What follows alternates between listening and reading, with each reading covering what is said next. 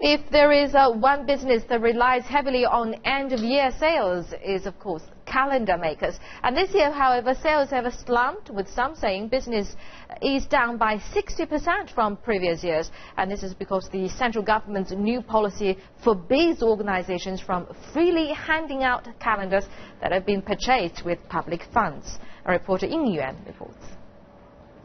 The new year is, of course, a time to toss out the old and bring in the new. There is nothing more symbolic of this than replacing the old war calendar. For Sun Huaxiu, the monthly timetable of days of the year is not likely to come as free as they have in the past.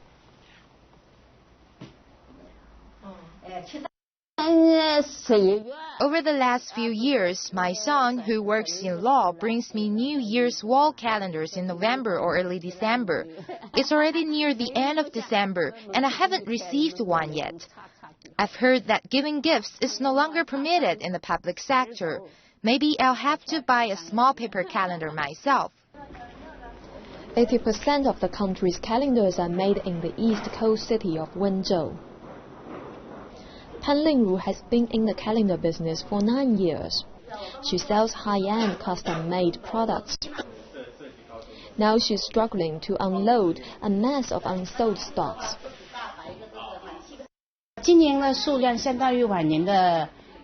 The sales are barely a third of last year's, and almost all our orders are small. We have very few big orders.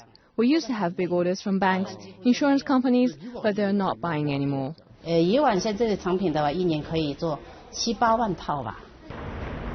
Wholesalers say many enterprises withdrew orders in October, just after the government issued its policy forbidding the use of public funds to purchase gifts. Now these custom calendars have become only so much waste paper.